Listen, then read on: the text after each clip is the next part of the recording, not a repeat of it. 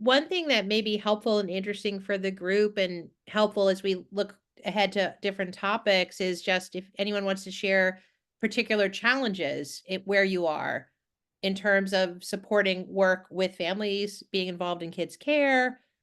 Obviously, that's a huge topic, but we really do try to work at every angle, and really be mindful that there's a huge range of how child psychiatrists can engage with families.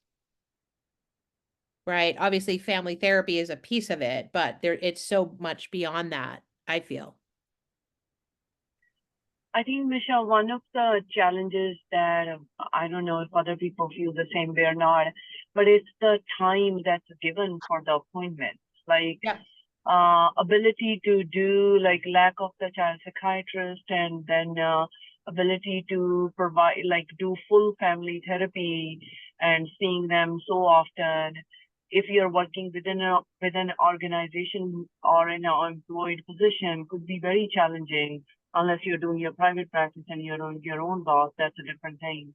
But I think that's one of the areas where these family interventions can be so helpful.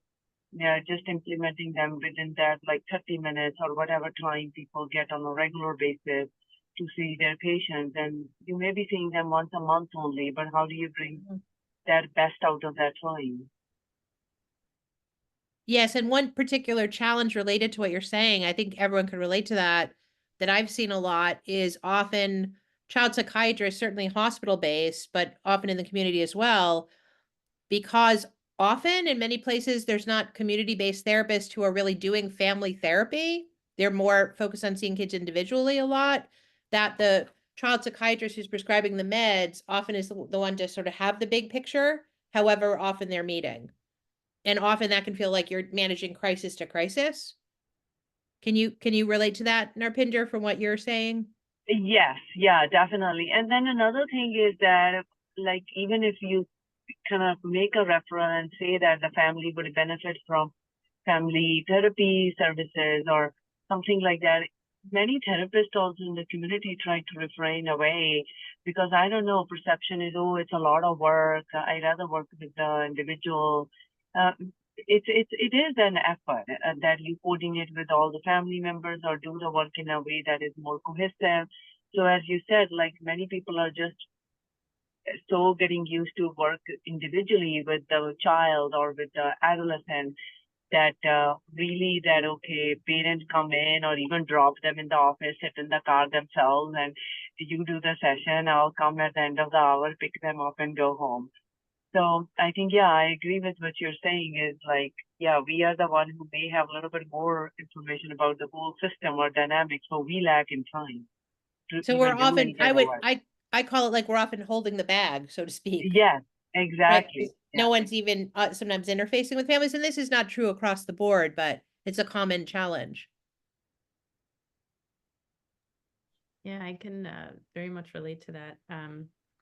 I also co-lead our family therapy program for our child psychiatry fellows at Columbia, and we're working with a family.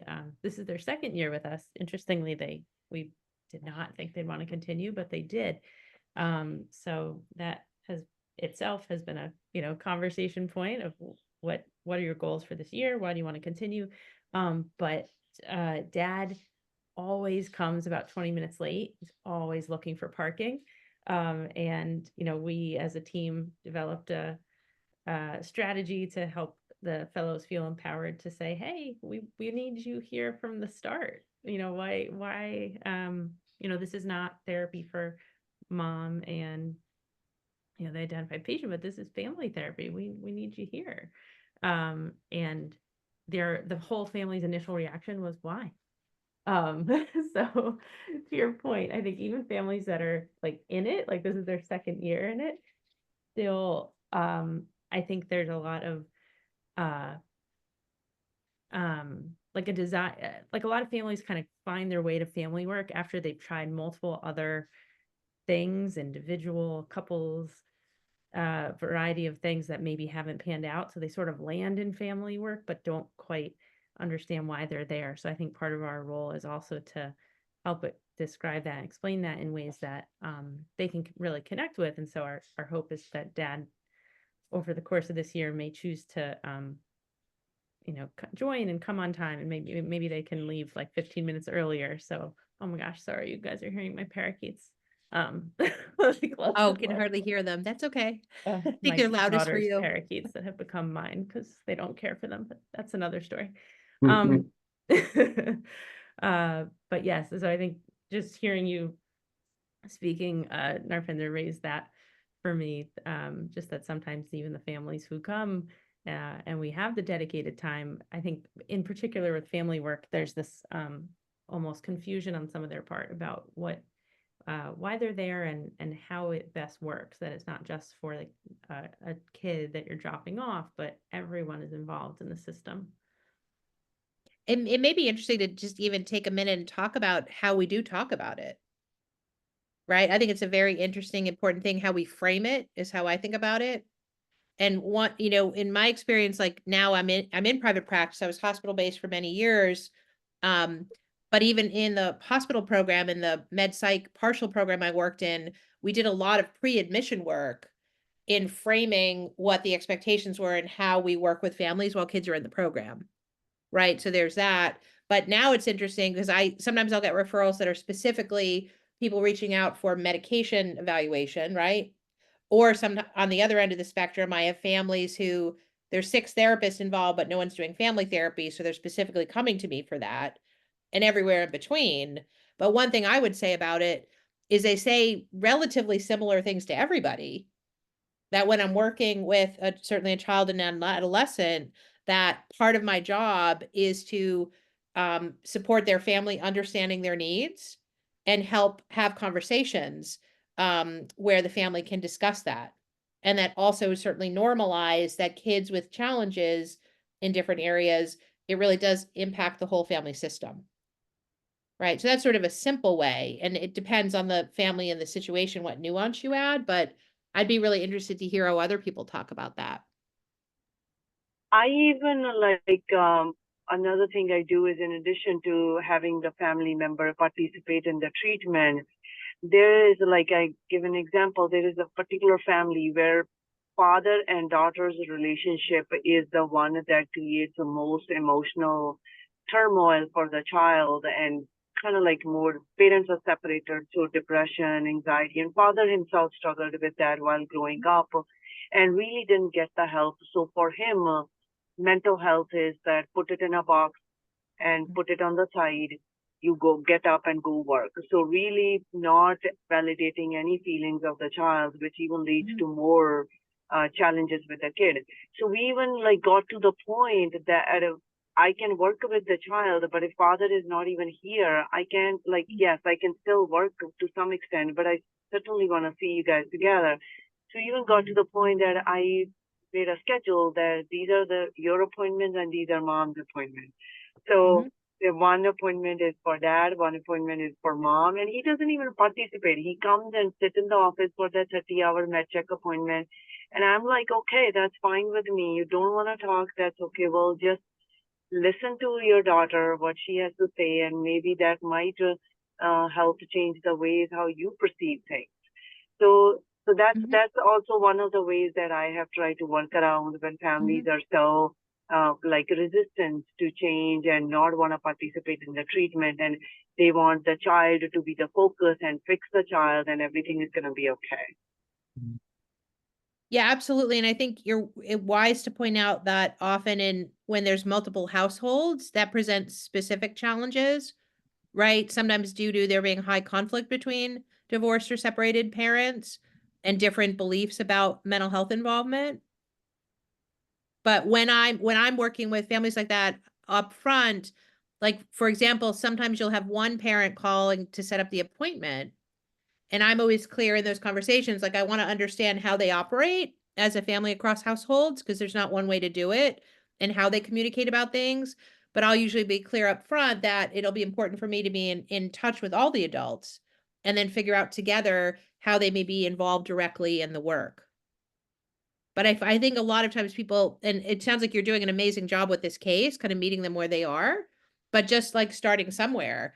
And sometimes if I'm reaching out on the phone to a dad who I know has that posture, I'll say, listen, just so you know, the reason I'm reaching out is you're, among the most important people in your daughter's life. And I know if I don't have your perspective, I'm missing part of the picture. Like, just put it like that. And I have an easy time doing that because I really believe it. Mhm. Right. And there's obviously a range of how people respond to that. Yeah, that resonated for me. One thing I feel like there's a lot of modeling too, sort of in the parallel process, and I appreciated what you're doing, Narpinder, in terms of kind of enacting, like the way that you treat the child also might give another option for a family, and what you ask, how you relate, how you position, and maybe empower them.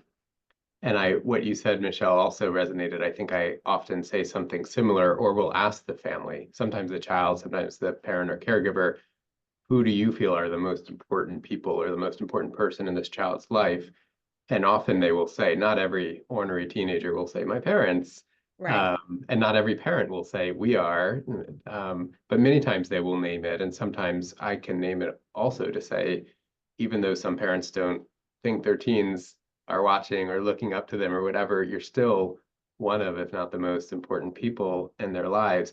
And therefore, and this is maybe a little different, so I'm interested in people's thoughts, but I'll often say, therefore, anything we can do to support you or to help you feel stronger or more empowered as a caregiver for this super important person that you're here because you love and care about them is part of the treatment. So it's not, and I think this is not unique to me, but like the family is the patient. So we're not separating. Yeah, we have to have an identified patient for billing and things like that. And I'm not going to prescribe for a parent without evaluating them and opening a visit and so forth. There's some like medical legal pieces, but in practice, I try to introduce at the first session this concept of we're here in the service of your child in your family.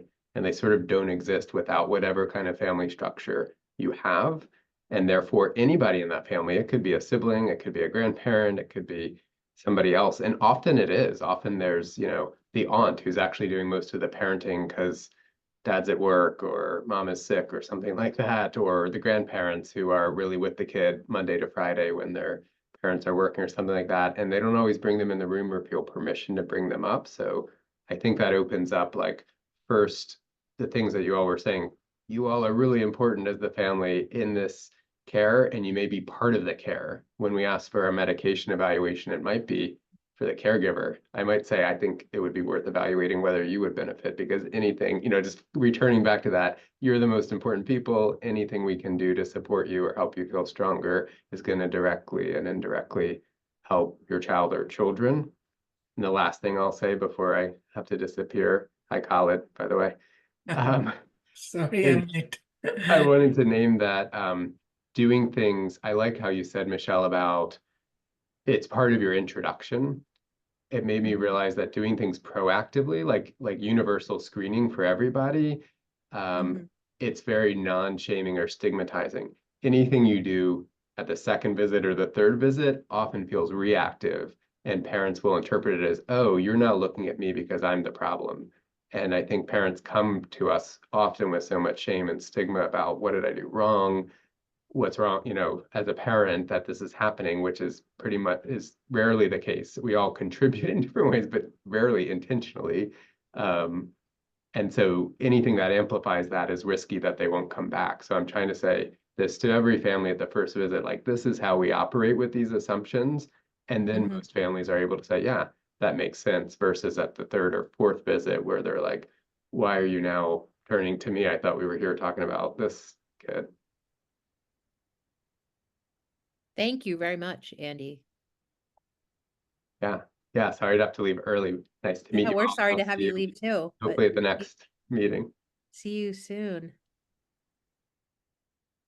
I think a couple things just picking up on what Andy said. Hi, Khaled. Welcome. Glad to see Hi. you. Um, Two things. One, we've been talking so far about parents who may be reluctant to be involved, and we're also often dealing with dynamics where kids don't want their parents in the room. People had that come up. And one thing, and that's where again, up front, I'm always clear with kids, however old they are, that part of my job is to help their parents understand kind of what support they need. right? And obviously there needs to be boundaries in those conversations, which I'm clear about, but that's often a really good way to engage even ornery teenagers when you say, what do you want them to understand? Like, I'm basically being a bridge. The other thought I had as Andy was talking about the upfront stuff and how you start is that one of the things that I think can really get things off the rails is if we're too rigid and pushed to have everyone in the room together all the time. Like, as we get the lay of the land, especially with divorce or parents who are in conflict, etc., or kids who are feeling estranged, we have to really have some flexibility. So our goal can be to be the bridge and say, well, we need to work out some way to communicate with your dad, but I want to involve you and all talk together about what's the best way to do it. Does that make sense? And I even cases that get referred to me like specifically for family therapy.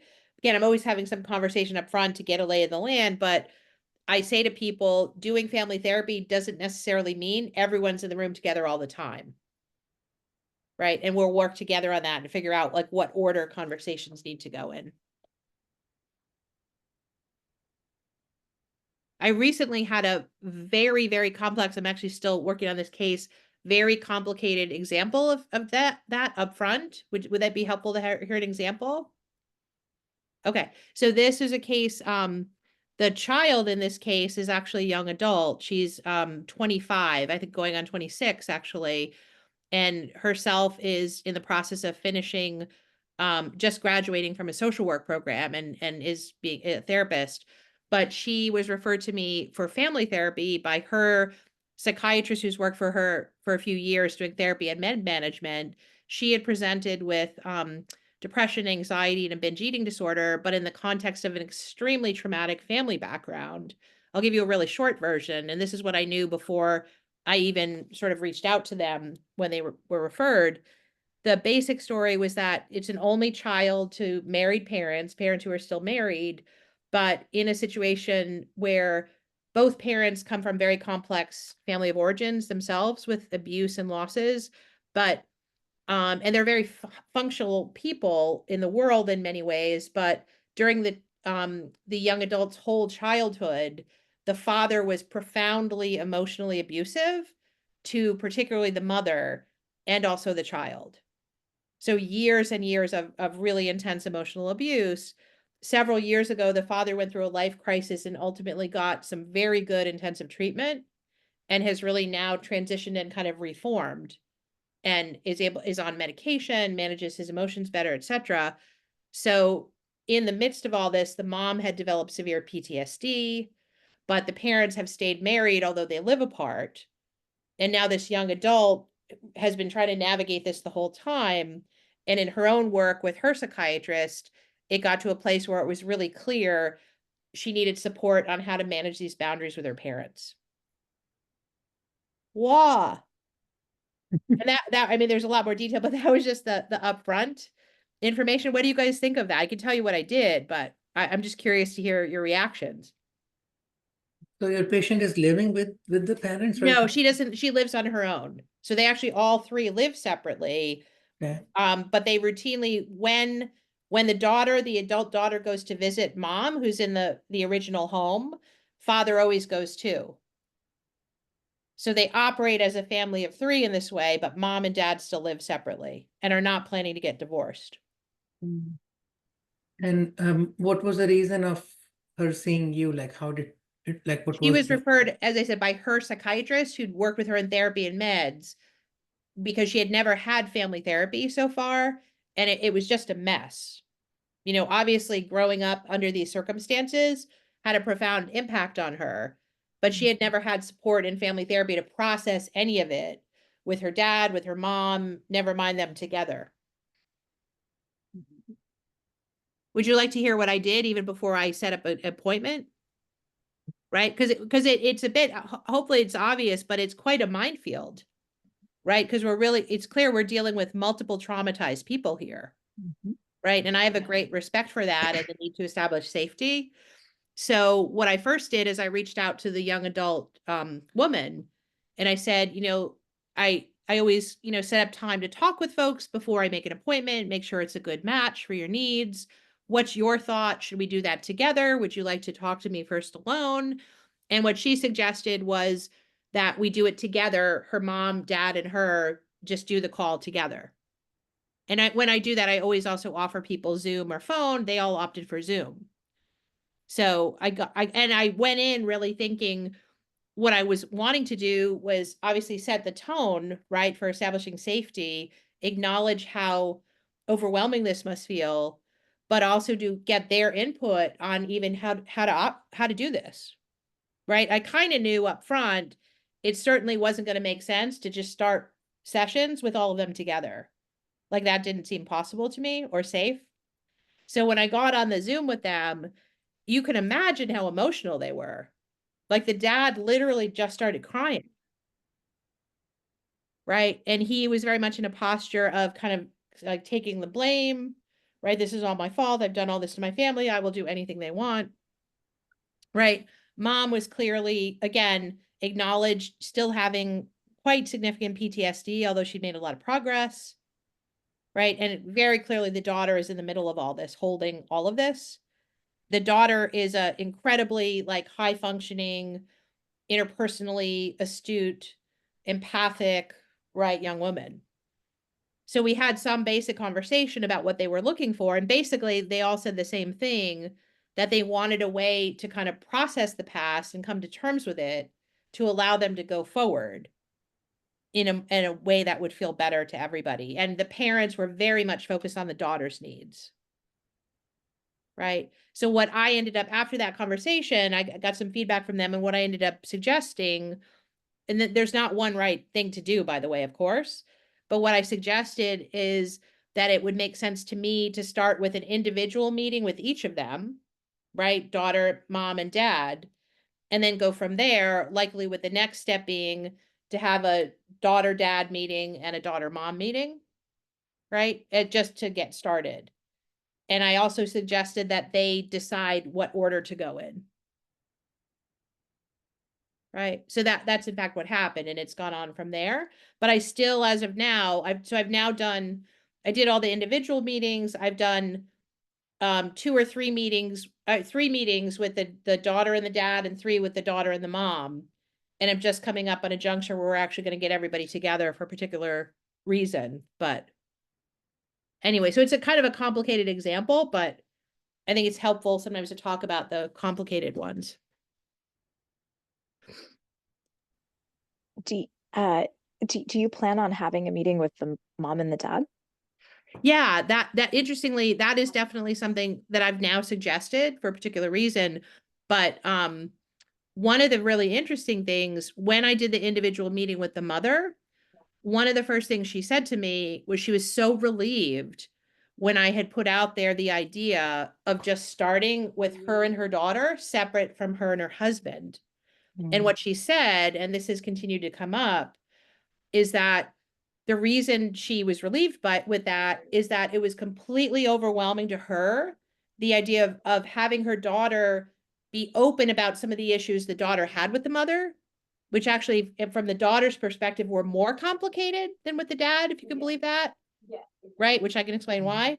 But it was just too fraught for her to have the husband, right, her abuser, in the room while she was going through that process of trying to work through conflict with her daughter. Isn't that like intense?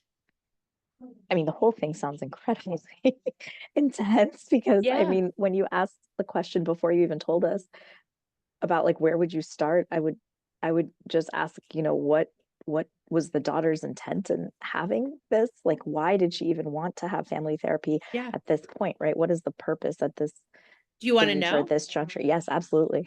Yeah. So for her at this point, and again, she's obviously at a big transition point in her life, right? Mhm. She's gone through her own therapy training. She's done a lot of therapy.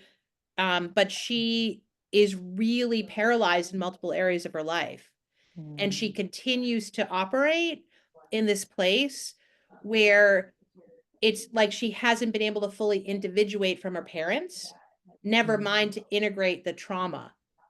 Right. So part of what they have all talked about, but she talked about, is that they were in this very insular environment. Like literally still now, nobody in the world knows that her parents live separately. Right.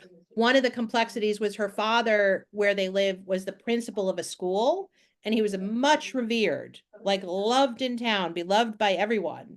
And so the family couldn't have a very public life. So it was literally like the three of them in the daughter described it almost like a cult. Right. And of course, within that mix, she and her mom were like this. And she always felt like she was having to care for her mom. So she had a sort of insight about this and is still feeling, even though now they're living separately, stuck. The other thing she acknowledged, well, she has sort of obsessional sort of responses, like she can't even make a decision in her life without knowing it's okay with her parents. She's terrified of disappointing her parents. And she has never in her life, she's now in her mid to late 20s, has never even been able to think about the idea of dating. Never mind to begin that part of her life. Is that because of any restrictions of her parents, or is that just because? No, Oh, okay. she's like literally paralyzed. And she has many very close friends. Like she's a very capable person with a lot of interpersonal skill. So she basically saying like she's feeling stuck in all these ways, Oh. right? And so that was her motivation to come.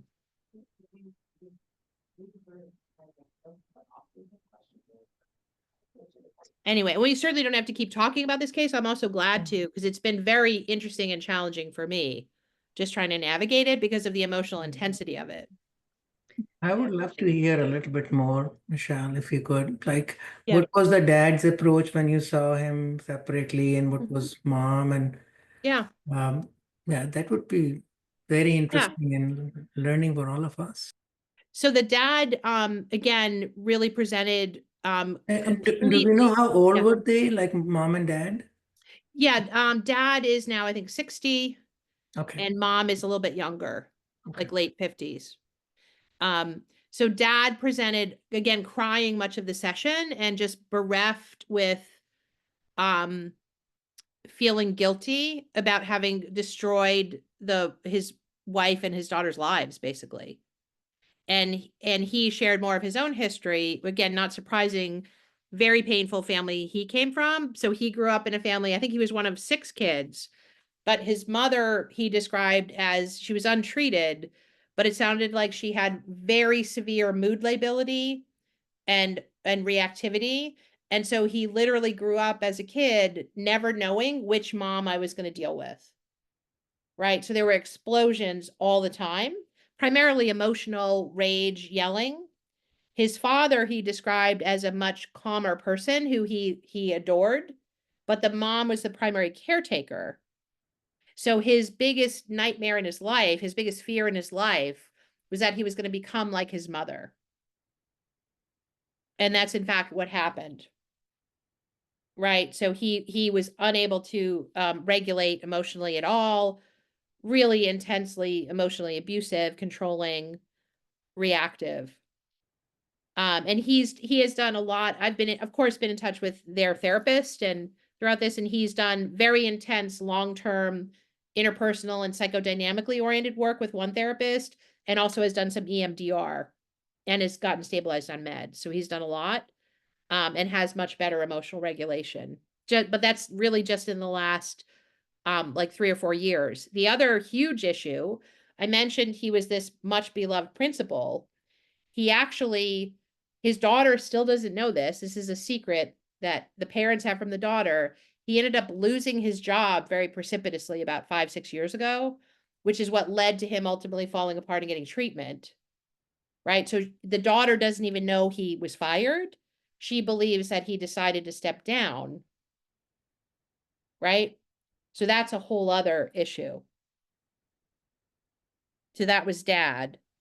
Now, mom, meanwhile, she herself comes from a family. She just has one sibling, and she described actually until she was 10, she had a very sort of normal, pretty happy childhood and an intact, functional family.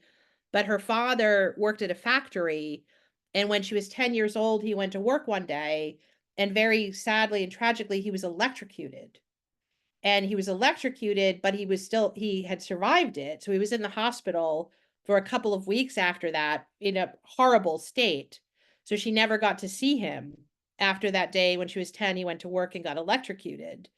And subsequent to that, her mother completely fell apart. So the rest of her growing up was kind of in this economically severely challenged family with a mom who is profoundly depressed. So very, very painful, traumatic childhood. And she again described from when around the time that her daughter was born, that, you know, her husband was just out of control. And all she cared about was protecting her daughter. The other interesting dynamic of this case, to make it more complicated, is that the daughter grew up with life-threatening food allergies. Life-threatening. And the mother, who's very anxious to begin with, was on top of her. And one of the reasons the kid growing up understood that mom didn't leave the dad was because mom didn't trust that the dad would keep her alive with the food allergies if they have split custody. And in fact, this is really hard to believe, but yesterday in a session with the mom and the daughter, they were processing a recent argument they have because they're trying to work on a different process. And the daughter is crying, and she also has a very complex autoimmune medical issue that's really challenging. I won't get into the details of that, but the daughter said she still carries around an EpiPen, even though she grew out of her allergies, for her mother, because her mother had told her to do this. And the mom is like, starts crying, and she's like, you don't have to do that. But they had never talked about it because that was how intense it was with the mom, like being like this with the kid. So literally the kid was the mom's whole life. And the mom's trying to protect herself from this man and keep her kid alive.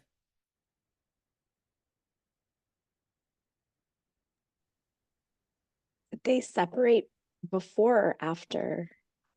So what happened with that was within, I think, the dad lost his job, and what that led to, the mom is in academics, but she hadn't worked full time or at a kind of high earning level. So when dad lost his job, she kicked in and got a much bigger job, which was stressful to her. In the midst of that, she was making progress in her own therapy and this is the kid's already off at college, right? And the mom was clear with the dad, like, I'm willing to try to stay together, but you need to move out. So that was when the daughter was in college. The dad moved out. He's doing work consulting. And that's the way they've lived. So they haven't had any kind of physically intimate relationship in many, many years. That's the way they live. They share finances still. And the mom remains still not wanting to divorce. It's a pretty unusual situation. And mom still does have some very significant PTSD reactions to dad, even though he's much better controlled now. So it's really difficult. Yeah, that's one part I was going to ask about. Because there's such high, like this case, there's just such high emotion floating around, even as you're just describing it.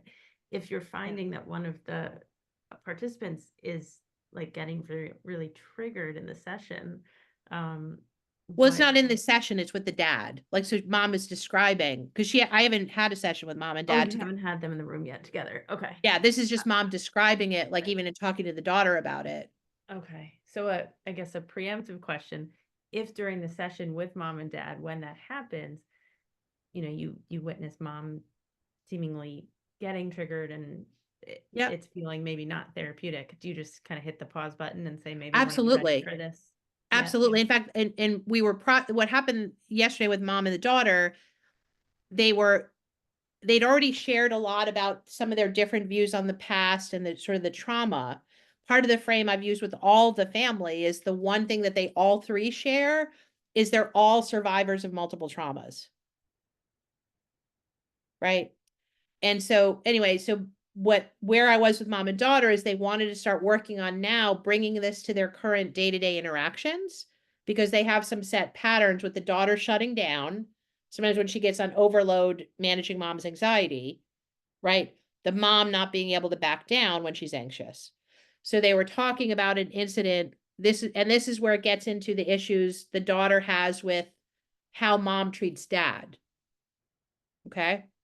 So the daughter is about to start a job. She just is graduating. She has this particular autoimmune illness that could be life-threatening. So her treatment's very important. So the mom is very anxious about if she, like, what's going to happen with health insurance, pre-existing issues. Mom was very anxious about it. So the mom, dad, and the kid were together a few weeks ago for the kid's infusion. Parents went to be with her for the infusion. After that, they were talking, and the mom started to get amped up about it. The daughter started to get really overwhelmed. Dad was there too. In the midst of that, the dad turned to the mom and said, "Is it okay if I stay, or do you want me to go?" And the mom said, "No, please leave," because mom wanted it to be just between the daughter and her. And that was very upsetting to the daughter, because what the daughter said is, "I feel like you're still operating that you and I are the family, and dad's the outsider." Right? The daughter had already processed this in a session with her dad a couple of weeks ago. But do you see how complicated it is? So in that context, the mom was explaining to the kid, well, in fact, even during this interaction, when I said that, it was because your father was giving me these looks that were triggering me. But you see what a trap it is? And part of how I framed it to them as they were talking about it is, in these moments, the needs of the daughter and the mom can't be filled together. It's not possible for them each to get what they need in that moment together. Right? Did the daughter want the mom to leave? Or did she No, want no, both of she them to didn't want the mom stay? to leave, but she just wanted to, like, she wanted mom to basically chill out and respect that she was saying, "I can't talk about it anymore, mom." Yeah. Right? And but mom sometimes can't contain her own anxiety, which we talked Yeah. about. Yeah. And then Right? what's the daughter's relationship with her dad? With the daughter and the dad, it's been interesting. In some ways, the sessions are easier at some level, because the daughter, part of what the work she wanted to do with her dad was basically, since he kind of went through his reform, he still holds all this guilt, and he's always blaming himself for everything. Right? And what the daughter is saying to him is, listen, I get that. I accepted this happened. You've done your work. I want to know you as a whole person. Right? So she talks about wanting to not have him as a 2D person, but as a 3D person. During much of her childhood, she was always trying to get his attention. Right? She used to love watching there was these videos of him as a principal. She used to love watching it because it was like the best version of her dad. And she did things like she would play sports that she didn't like because her dad would coach. Right? So she just wants to have an actual full relationship with dad, that they can get angry at each other without the world ending. He can share about himself fully. Right? But in some ways, the issues with her mom are more complicated, because she does carry a lot of anger at her mom. I think for many things. I think for not leaving the dad. I think for being overprotective around her medical stuff. Right? That's much harder for mom to tolerate. So the pattern the mom and the daughter were in before therapy was, whenever the daughter would try to bring it up, mom would just fall apart and start crying. So that the daughter, more in the earlier sessions, the mom was like, "I need you to be able to handle it." And mom's saying, "Well, yeah, I've moved forward. I'm in a place I can handle it. Like, I want to do this." And she has been. So you're going to all wish me luck in the session with the mom and the dad. So and I'll explain that. The other frame, here's the other frame on it. I've been clear, and I did this first when I had the individual meeting with the daughter. I kind of used the frame that there's complex issues with her and dad. There's the issues with her and mom. And then there's the issues with her relationship with her parents' marriage. Does that make sense? Because it's literally like she's lived her whole life, even now, like she is the one holding the grenade. Right? And if she lets go, it's going to go like that. Even now. In fact, this was a little bit unclear to me in the beginning, but now what I understand is she never spends separate time just going to her mom's house with her mom. If she ever goes home, both parents are there. Isn't that bizarre? And that's by parent design, That's Or- just parents, like, this is what we're gonna do. This is when we're a family, because that's the only time dad goes to the house. Wow. Dad's otherwise not there. So they have no alone time, but she does have some alone time with dad at his Yeah, place, when he consults, he sometimes is in the city where she lives. or right. So they'll like go have dinner or something. Wow. I'm a little bit worried that in terms of her relationship with her parents' marriage and that dynamic, that she's not going to be able to really be freed up if the parents stay together. Right? I mean, that's not my decision, but when you see the interaction or hear about the interaction and particularly talk to mom, like she clearly can't feel safe with this man. So why does mom want to stay married to him? It's not totally clear to me. I have to have more conversation with mom's therapist about that. I'm not totally clear. Part of it may be economic stuff, but I don't think it's just that. And remember, well, the other thing that the kid has processed a little bit with them is when her parents moved to live separately when she was in college, and they told her, it was a little confusing to her as to why. She has a cousin she's very close to. Okay, like a sister, closest thing to a sister. So at one point around that time, and remember, she's now a young adult at the time, she's finishing college. She made mention, a minor mention to the cousin about the parents living separately, and both parents were enraged with her.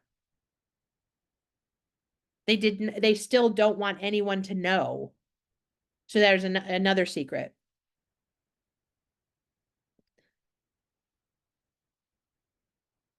Right? So it's a tangled web, but you can see that the needs of the daughter are part of what's helping the parents move forward and maybe acknowledge some of the issues that that they need to work on.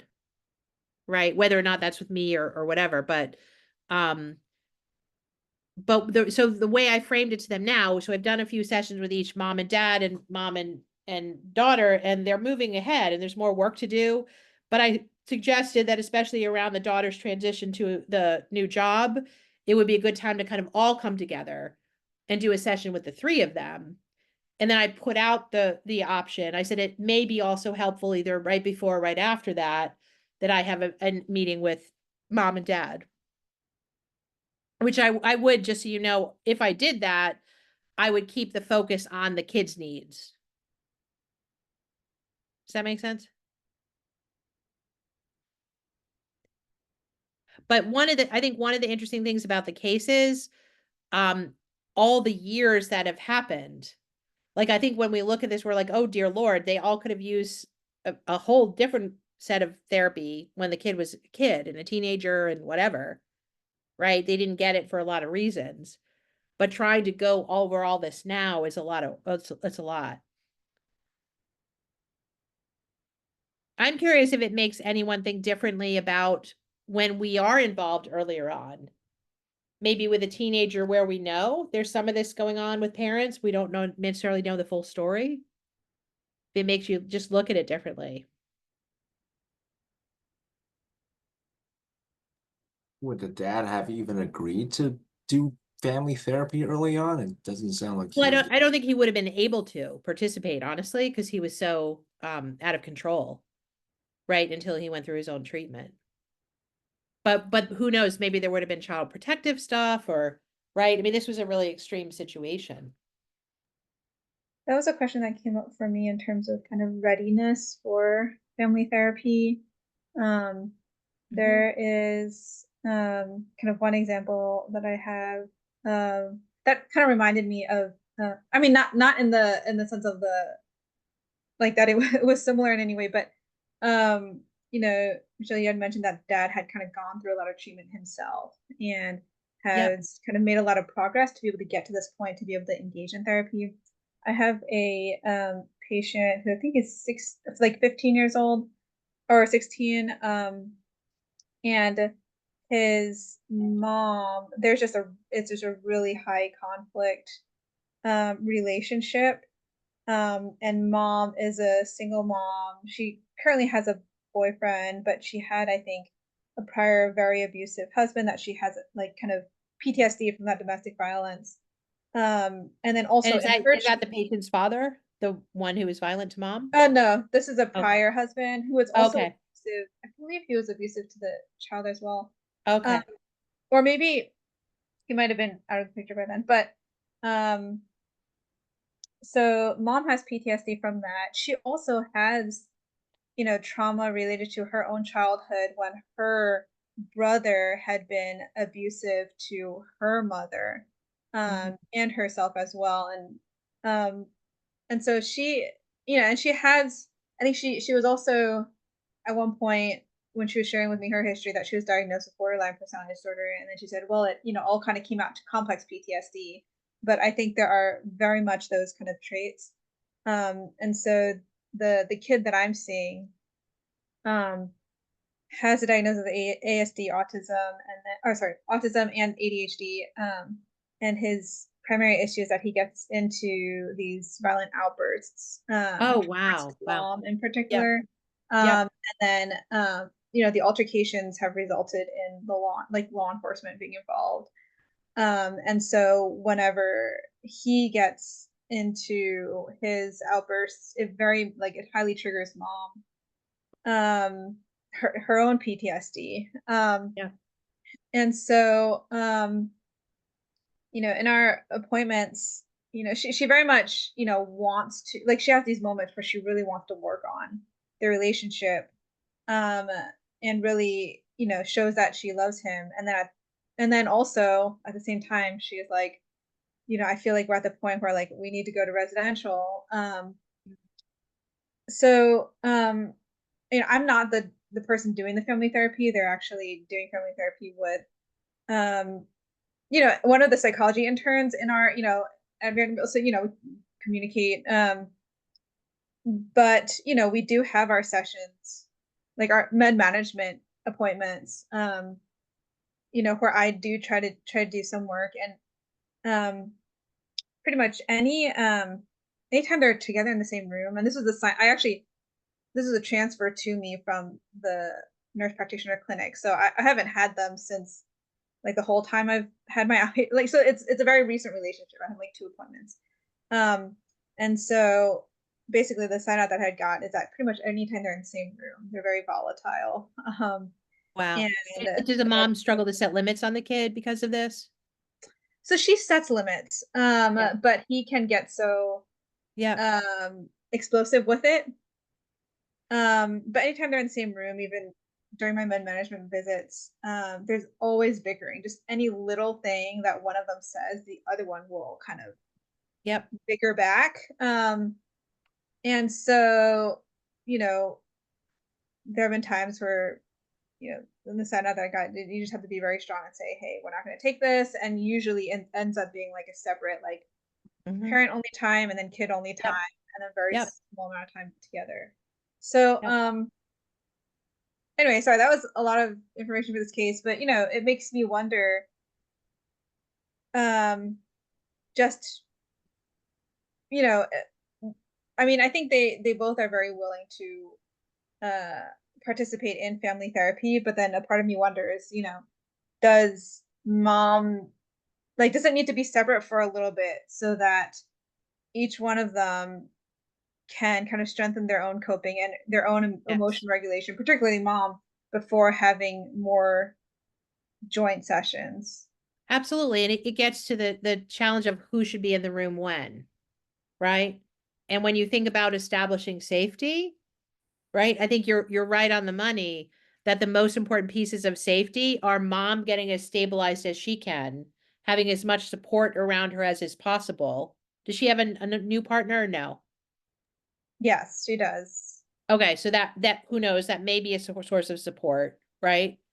Um, and is mom in treatment or not? So she doesn't have her own therapist. Okay. Um, Yep. yeah, it doesn't seem like she has a very robust system of treatment. I think that what she's trying to do is, you know, with the psychology intern, that what they're doing is like every other appointment would have, you know, parent only, and then Yep. I think it's due to like parent only, and then like child only, and then them together. Yeah, you have to have really low having that. goals, and that's partly the skill building. Because part of the number one skill I'd be wanting to work with them on at home is when to stop talking. Do you know what I mean? Knowing when to give space and how to give space, right? Because between the two of them, they don't have the ability, certainly don't have the ability alone at home to get through a loop, right? Without things getting more out of control. Does that make sense? It also gets Yeah. into very complex issues with dosage of treatment, right? Like when you think about a dyad that's that volatile, that's why outpatient is so hard. And we all have cases like this outpatient that we sort of aren't doing as much as we want because it would destabilize people and be dangerous, right? And that gets into IOPs and partials and residential, right? Like in order to have the full dose of the therapy they need, they might need a higher level of care, which isn't always possible. It's the problem. Does that kind of make sense? So it's kind of like being Yeah. really realistic, not Mhm. avoiding things, but being really realistic. And the theme is always safety. Yeah, that makes a lot of sense in terms of like, hey, do we need to step up to a higher level of care to get that more intensive treatment before we can kind of have more, uh, sustainable conversations in the Like outpatient? what's realistic? You can't, there's some situations, and I sometimes get referrals like this with people who are so unstable, they can't participate in family therapy like we think about it. They can't have an intensive conversation processing emotions when they literally can't be in the room together. Right? So, and I could get into other examples of that, but sometimes my role in those cases is helping all the providers understand like family therapy can't be the answer. The family needs support. And I'll sometimes stay involved and help link people to other services until they can get more stabilized. This is an excellent point, Michelle. We all probably struggle with this because we find ourselves in this situation where we want to help, but then we need to be realistic that Exactly. which situations we have to think, other solutions. And Kim, how old are the parents? I'm gonna say that the mom looks like she is like in her mid 40s, or maybe younger, maybe early 40s. And then sometimes we're in, I don't know if you have it in your area or if it's possible, but in our area, often families with this set of issues maybe have some home-based supports, right? But the key to that is like, it's very variable what that means, right? And it's not usually a very much of a systemic focus. Does that make sense? It's often more of a respite thing where the kid will spend some time with the therapist coming, or they'll spend some time with mom. So I've often found in these scenarios, doing like a network meeting of the providers can be really helpful, just so everyone's clear. We have low goals. It's about safety. So what do we need to move the needle? And I also think we all feel a lot of pressure in these cases when kids are at this age, because he's going to be 18 in 2 years. And that gets into a whole other host of issues. Do you know what I mean? Like at this point, he might be able to access residential and have some ability to get more stabilized, as would mom. Whereas once he's 18, that may be a lot harder. Right. But thank you for sharing. It's such a complex example of multi-generational trauma. Right. And again, I think think about what we're trying to do in a med appointment. Right. Like how often do you see them in the med clinic? Once a month or something, or every 6 weeks? Yeah, I think it's my second appointment with them. So, but yeah, it's like once a month that I'm trying to space them out as. And one thing I want to acknowledge, I have these conversations with our hospital outpatient team. I meet with once a month and talk about some of these cases like this. And it's really incredible to me and very moving, actually, the relationship that these families develop with quote med clinic over a number of years. Right. So it really is a powerful force that can help them. But it's really hard when it's sometimes just not enough to get the movement you need for them to interact differently at home.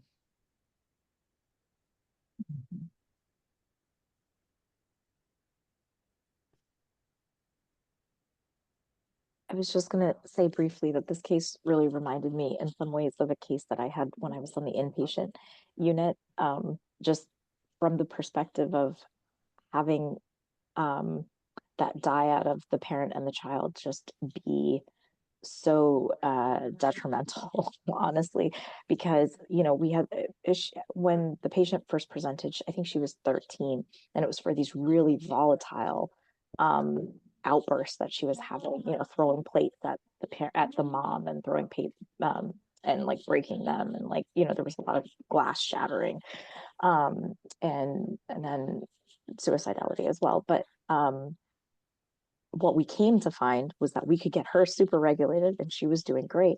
And then she would go home, and really the mom was really volatile herself, and struggling. And that was not something that we could address, no matter how hard we tried over the span of a couple of years. And every hospitalization led to an escalation in the patient's behavior then as well, to the point where it just was not safe for the patient to be at home, either for the patient or for the mom. And it was such a challenge, and it was such a struggle, because I struggled with that as an attending, honestly, when I was, teaching my fellows and talking to them, and they really wanted to be able to help this patient. And, ultimately she went to residential, and it felt like, the one thing that kept coming in, it felt like a failure of the system, that the child had to go to residential rather than the No. parent, Yeah. receiving Oh. the treatment, like from that perspective, because the child needed that level of support, sure, but it was really in relation to her relationship with her mom. And so it was a hard decision, right? But the hospitalizations were so frequent, and she was spending so much of the year, and this was an incredibly bright kid. And so when we talk about solutions that don't necessarily feel like the right track, and in this case, the mom just wasn't ready. She's not in a place to be accepting that she needed treatment. And it was just all of these cases just kind of reminded me of this one. And that's such a complex issue that we see in our inpatient units too. And just to acknowledge, like, they can become even a child protective issue.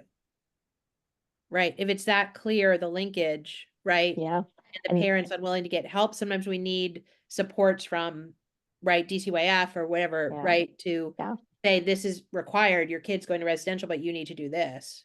right. And so Right. CPS DBRS at that point was involved, and it was an unfortunate case in many regards. And they said that the mom had to get her own therapy, but I think a bigger part of it was that the mom had now also started a new family of her own with a new husband, and had a 2-year-old wow. child. And so then there was that dynamic as well. So we didn't necessarily feel like, no matter what was in place, it would necessarily have the outcome. But we do our best, and she hasn't Yeah, been and then back to the still you hospital. served the So kid well, getting her into residential, of course. yeah. I'm so sorry. I do have to jump off, but what a wonderful too. discussion. You guys keep going. Bye. And Priya, I did have a follow-up kind of thought also, because I mean that definitely, that example definitely resonates. And it makes me wonder too, like, I like the comment that you made of, we're sending the kid to residential, but the problem is really in the parent-child dynamic. And it makes, I don't know the answer to this because my experience is limited in the residential setting, but I wonder what, and I'm sure it differs, among residentials, but how much support and therapy you can, like, is there in that setting to support like parent-child interactions in residentials? Yeah, no, that's a great point. Yeah, not much. So in general, my experience is that residential level of care is more isolative, and they do family therapy depending on the location, most now virtual once a week. And that too, the first several sessions, sometimes months, they are not willing to participate. That's why they are residential, they don't get along well. So it's after a while that they start to even that happens more often than not. They're unwilling to participate, at least the initial phase of their treatment. But then after a while they start. Most residentials offer virtual initially, and then weekend visits, and then there's usually a family week. and then out passes, and then night passes. So it's kind of depending on where you are at. So it's a residential is a very different ball game. Yeah. Yeah, this like I apologize for being off and on because I ran the CL service and this was an interesting scenario which maybe I'll bring that up. So we have a 17-year-old who was admitted last night with overdose after she saw her boyfriend having sex with another girl. And what happened was that we called, we have a child protection team because she said that she had been pregnant twice by the same guy.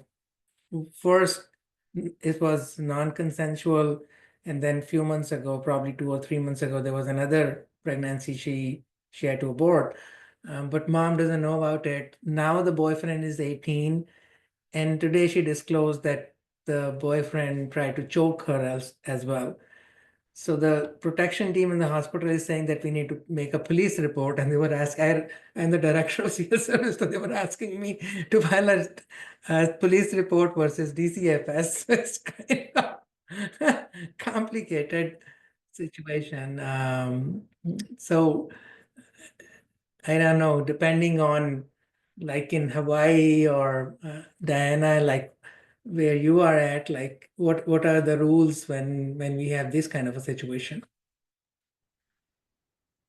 Like do we call like for under? I've never called like I've never had like police report.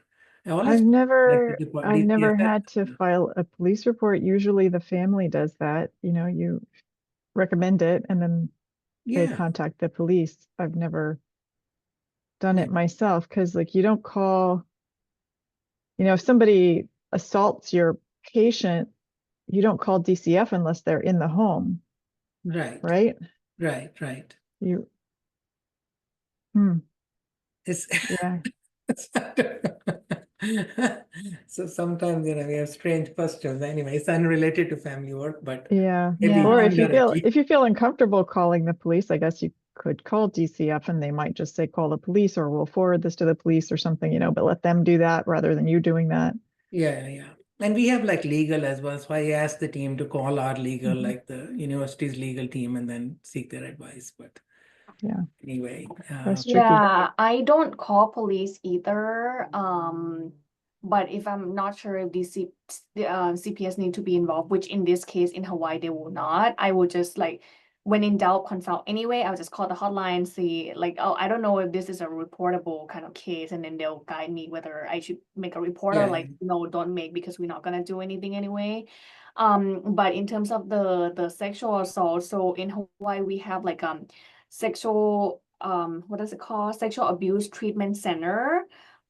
So they will send like the OB team and the social worker team to wherever the patient is, whether in like the CL in the hospital or even like psych inpatient or residential, and do like the swab or the exam, do like a I wouldn't say a forensic interview, but they would kind of collect all the information, and they will keep the kid for like 20 years because sometimes the kid don't want to file police report yet, or I did have a girl who was assaulted a year ago and then went through the police whole thing and then nothing happened and she feel like she relived that trauma. So when she assaulted again by other person this year, she would rather not file police report, but she would want to go through this sexual abuse treatment evaluation. And if later on, like when she's in therapy more and feel like she's strong enough that she want to file police report, then she can, and they can like revamp the eval and the kit that they collect from her. Yeah, so that's how we do it. Not sure if that helped, Khalid. yeah. No, that's very helpful. Yeah, wonderful. So anything else that we need to discuss? They were great cases, but I am sorry. I was like distracted. They were just calling me, and then I had to. So I didn't listen to the whole story like Kim's your patient, and I was late joining earlier. So anyway, it's nice seeing everybody. I hope you have a Nice to wonderful see you too.